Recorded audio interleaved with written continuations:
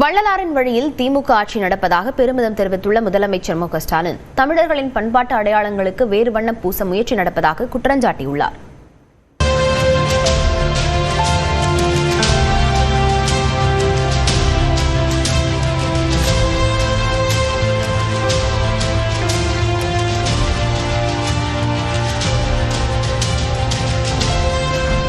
இந்து சமய அறநிலைத்துறை சார்பில் சென்னை கீழ்ப்பாக்கத்தில் அனைத்துலக வள்ளலார் மாநாட்டை முதலமைச்சர் மு க ஸ்டாலின் தொடங்கி வைத்தார்.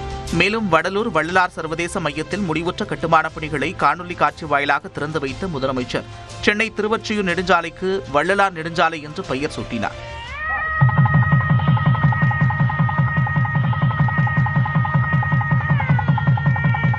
விழாவில் சிறப்புரையாற்றிய முதலமைச்சர் சாதி சமய வேறுபாடுகள் இல்லாத சமூகத்தை கட்டமைக்க வேண்டும் என்கிற வள்ளலாரின் பெருங்கனவுதான் திராவிட இயக்கங்களின் உயிர் மூச்சு என்றார்.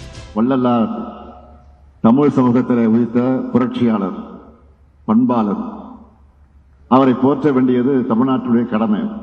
வள்ளலார ஏன் நாம் உயர்த்தி பிடிக்கிறோம் என்றால், வாடிய பெயரை கண்டபோதெல்லாம் வாடினேன் என்று சொல்லி உலகிற்கு தனிப்பெரும் கருணை இந்த அன்பு வழியை போதித்தவர் வள்ளலார் அவர்கள். அவரது வழியில்தான் நமது திராவிட மாடல் அரசும் எளிய ஏழை மக்களுக்காக செயல்படுகிறோம். சமத்துவத்தையும் கருணையையும் தமிழ் சமூகம் வழியாக உலகிற்கு எடுத்துரைத்தவர் வள்ளலார் என்று குறிப்பிட்ட முதலமைச்சர் தமிழர்களின் பண்பாட்டு அடையாளங்களுக்கு வேறு வண்ணம் பூச முயற்சி நடப்பதாக குற்றம் சாட்டினார். அறிவு நெறியை பரப்பியவர் வள்ளலார் அவர்கள். இந்த சமூகத்தில் இறுகி போயிருந்த பழமைவாதிகளையும் மூடத்தனங்களையும் சாடியவர் அவர். நம்முடைய பண்பாட்டு அடையாளங்களுக்கு வேறு வர்ணம் பூச நினைக்கிறாங்க. வள்ளலாரின் நோக்கங்களை சிதைச்சிட நாம் அனுமதிக்க கூடாது.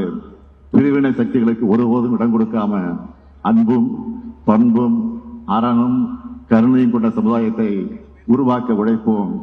வடலூரில் சன்மார்க்க பயிற்சி பள்ளி அமைக்கப்படும், வள்ளலார் பிறந்தநாளை ஒட்டி 3 நாட்கள் விழா நடத்தப்படும் என்பன உள்ளிட்ட 7 புதிய அறிவிப்புகளை வெளியிட்ட முதலமைச்சர் சென்னையில் இந்து சமய அறநிலைத்துறை அலுவலக வளாகத்தில் வள்ளலார் ஆய்வு மையம் அமைக்கப்படும் என்றும் தெரிவித்தார். மாநாட்டு வளாகத்தில் அமைக்கப்பட்ட வள்ளலார் தொடர்பான புகைப்பட கண்காட்சியை திறந்து வைத்து முதலமைச்சர் பார்வையிட்டார்.